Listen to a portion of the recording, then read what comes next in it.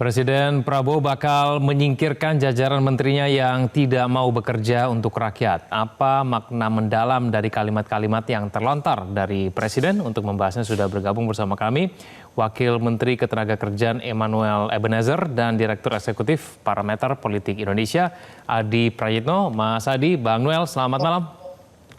Malam, Egan. Ya, terima kasih atas waktunya bersama kami di Prime Time News. Mas Adi, kenapa menurut Anda peringatan dari Pak Presiden ini harus disampaikan berkali-kali kalau mengenai bawahannya ini? Ya, saya kira memang pernyataan Presiden ini tidak bisa dilepaskan dari konteks politik yang saya kira belakangan ini telah menimbulkan begitu banyak kekisruhan ya. Ada dua momen penting. Pertama adalah soal bagaimana tabung gas 3 kg yang awalnya diharamkan dijual oleh para eceran yang saya kira sudah menimbulkan kegaduhan, kontroversi, dan bahkan ada seorang lansia meninggal di Tangerang Selatan. Yang kedua tentu yang terkait dengan pagar laut goib yang ada di Kabupaten Tangerang.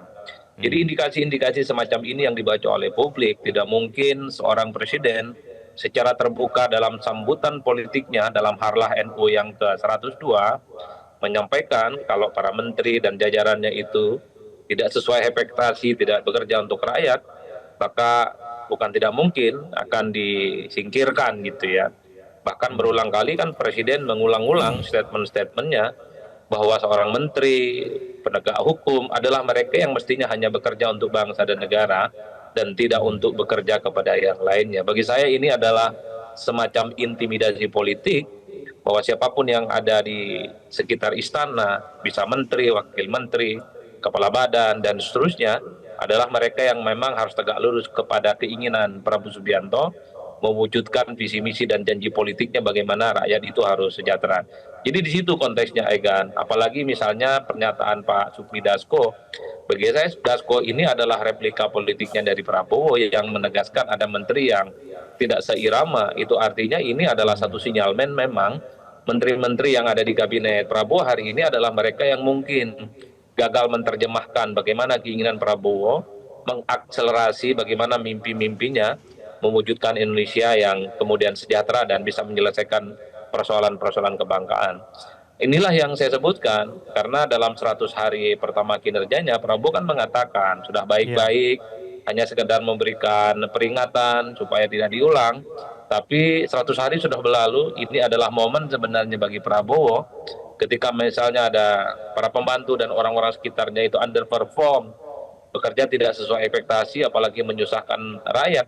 Ya saya kira tidak ada cerita lagi, harus menggunakan hukum besi supaya mereka itu diganti ya. Karena saya kira memang ini pemerintahan sudah berjalan dan ekspektasi publik kan cukup luar biasa. Bagaimana persoalan-persoalan yang dihadapi oleh rakyat itu bisa tuntas setuntas-tuntasnya.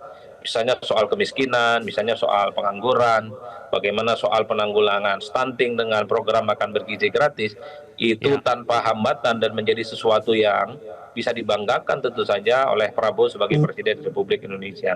Jadi di situ konteksnya bagi saya, Egan.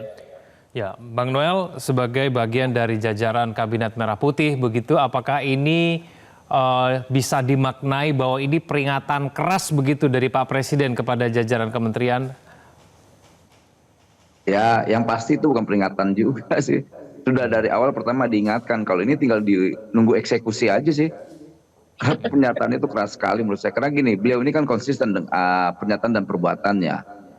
Ketika dia lihat ada persoalan-persoalan kerakyatan tapi itu mengganggu kebijakannya, dia nggak peduli, itu dieksekusi sendiri tuh. Artinya dia paham sekali deh bahwa dia punya yang namanya hak eksekutif. Ketika hak eksekutifnya tidak bisa dilaksanakan, apalagi kan sering setiap kita rapat kabinet, itu Pak Prabowo sering memberi arahan gitu loh. Nah kalau seandainya arahannya tidak mampu diterjemahkan oleh para pembantunya, ya Pak Presiden Prabowo itu punya hak prerogatif untuk melakukan tindakan-tindakan eksekutifnya dengan melakukan pencopotan atau reshuffle dan sebagainya. Tadi Pak Dasko menyampaikan sebagai ketua harian di Partai Gerindra, ya beliau kan melihat sinyalemen itu, berarti memang ada yang tidak mampu menerjemahkan apa yang berkali-kali menjadi arahan presiden. Mungkin orang ini gagap kali ya, gagap atau memang gimana lah, saya nggak tahu. Saya tidak mau masuk dalam polemik itu. Tapi secara prinsip, Presiden menegaskan ada indikasi besar bahwa ternyata mereka tidak mampu menerjemahkan apa yang menjadi keinginan rakyat dan keinginan Presiden. Apalagi Presiden menyampaikan, yang saya takutkan cuma satu. Apa itu? Ketika kepercayaan rakyat dikasih ke Pak Prabowo, dia tidak mampu menjalankannya atau dia mengkhianatinya. Itu yang dikhawatirkan. Nah, semangat patriotisme yang disampaikan Pak Prabowo haruslah tertularkan di para pembantunya gitu loh. Ini kan semangat ini harus benar-benar, karena kita lihat bahwa ekspektasi rakyat ke pemerintahan Prabowo Gibran ini kan begitu tinggi.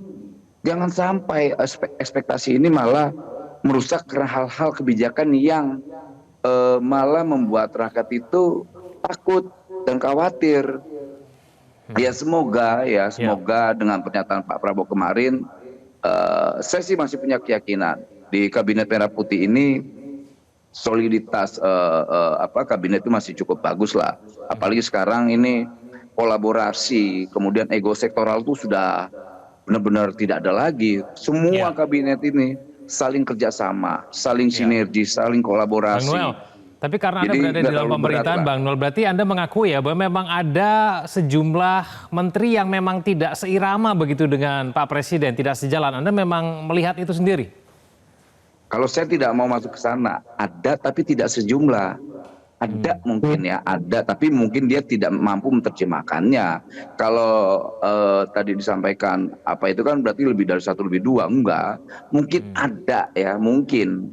Saya tidak mau. Yang saya lihat ada beberapa kabinet Prabowo Gibran ini bekerja semua, kita kolaborasi gitu. Kemudian Pak Presiden melihat dan menilai ada berapa kabinetnya yang kurang paham terhadap arahannya atau kebijakannya, makanya dia bilang kalau yang dablek udahlah nanti saya copot, saya ganti aja gitu. Karena itu kan meresahkan Presiden dan mengganggu Presiden, juga meresahkan apa yang menjadi ekspektasi rakyat itu sendiri gitu. Jadi ya semoga ke depan ini kita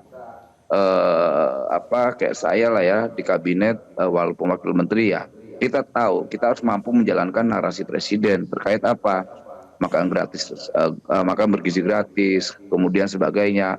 Apalagi hari ini penekanan beliau tuh ke aparat penegak hukum kan keras juga.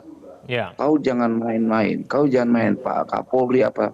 Nah hari ini Kapolri sudah mampu menerjemahkan keinginan Presiden terkait apa, buruh. Kapolri itu membuat yang namanya Des Tenaga Kerjaan. Begitu juga Kejaksaan, Jaksa Agung. Itu hakim-hakim yang dulu menjadi bagian komitmen pelatihan Presiden, malah berkhianat terhadap apa yang menjadi harapan Presiden. Mereka dikasih apa, malah jahat semua, menjadi penjahat semua, gitu loh. Dan kan tapi luar biasa, Jaksa Agung melakukan tindakan-tindakan yang luar biasa juga.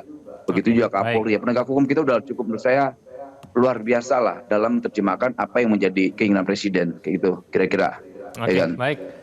Mas Adi, memaknai kata dablek ini bagaimana sih sebetulnya? Apakah memang menterinya ataupun jajarannya begitu punya misi sendiri saja, ataukah memang hanya sederhana bahwa memang tidak mampu menerjemahkan saja begitu? Ya, istilah dablek itu adalah istilah yang untuk menunjukkan kebandelan gitu ya. Karena sang menteri itu mungkin dia punya pendirian dan punya sikap sendiri yang kemudian tidak sejalan dengan Presiden. Dan pastinya sebenarnya sudah diingatkan, sudah di-warning, supaya apapun yang dilakukan oleh para pembantunya itu harus seirama dan senapas dengan keinginan Presiden.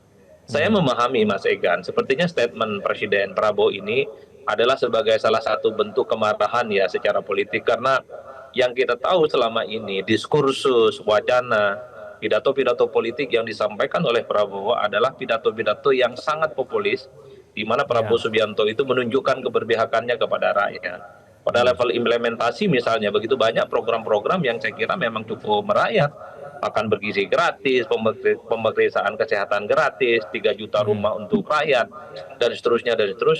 Tapi pada saat yang bersamaan, dalam hitungan waktu yang berdekatan, tapi ada sejumlah polemik yang justru ditimbulkan oleh para pembantunya, dimunculkan oleh orang-orang di sekitar Prabowo yang secara tidak langsung itu kan menampar wajah istana. Bisa dibayangkan ketika Prabowo itu berdiri tegak misalnya, bagaimana persoalan rakyat itu tuntas, tapi muncul persoalan tabung gas 3 kg yang jelas-jelas itu merugikan rakyat. Ketika Prabowo selalu bicara tentang atas nama kepentingan rakyat, tapi banyak rakyat yang di Kabupaten Tangerang itu menjerit karena tiba-tiba tanah mereka itu merasa tergusur dan kemudian ada HGB yang kemudian diakuisisi oleh perusahaan-perusahaan tertentu. Itu tentu cukup merugikan bagi Presiden. Jadi dalam konteks itulah pidato dalam hari ulang tahun NU yang ke-102 itu menjadi relevan dibaca. Ini adalah sebagai ekspresi bagaimana Prabowo tidak main-main. Jadi siapapun orang yang saat ini jadi menteri, jadi pembantu Prabowo, kalau memang tidak sesuai dengan harapan, tidak tegak lurus kepada Prabowo, ya apa boleh dikata, memang mereka harus segera disingkirkan. Saya kira begitu banyak kader-kader penting di negara kita ini yang siap untuk menjadi bagian dari pemerintah di masa-masa yang akan datang. Tapi secara prinsip, publik sedang menunggu kapan kira-kira akan dilakukan pergantian itu. Karena bagi saya kalau hanya disampaikan secara terbuka ya tentu ini akan menjadi isu-isu yang tidak akan berkesudahan. Cuman yang menjadi problem yang kedua bagi saya, kalau orang-orang ataupun menteri yang menimbulkan kekisruhan dan kegaduhan adalah mereka yang menjadi orang penting di partai misalnya, adalah mereka yang berkontribusi penting terkait dengan pemenangan Pilpres. Nah, pertanyaannya adalah apakah betul akan mau dieksekusi dan kemudian akan ditindak? Karena selama ini reshuffle itu kan bukan melulu based on karena soal kinerja, tapi karena faktor politik ya, soal bagaimana partnership sepanjang pemilu itu yang kemudian menjadi variabel seringkali dikait-kaitkan dengan reshuffle. Makanya kalau saya selalu mengatakan kok membayangkan ketua umum partai, wakil ketua umum partai, sekjen partai yang saat ini jadi menteri sekalipun kinerjanya tidak bagus, sulit sebenarnya itu dibayangkan bisa dilakukan reshuffle, Mas Egan. Tapi ala kulli hal sebenarnya publik akan selalu berada di belakang Presiden sepanjang keputusan politik Presiden itu adalah untuk kepentingan bangsa dan negara dan menindak siapapun para pembantunya yang jelas-jelas sudah tidak sejalan dan jelas-jelas kerjaannya hanya bikin ya rakyat itu sengsara, bikin rakyat itu susah, bikin rakyat menjerit. Ya salah satunya soal tabung gas 3 kg itu. Oke, baik, kita akan tunggu ke depannya masih ada atau tidak nih ke depan kemudian menteri-menteri yang tidak sejalan dengan Pak Presiden. Waktu kita sangat terbatas. Terima kasih Bang Noel, terima kasih Mas Hadi sudah bergabung bersama kami di Prime Time News.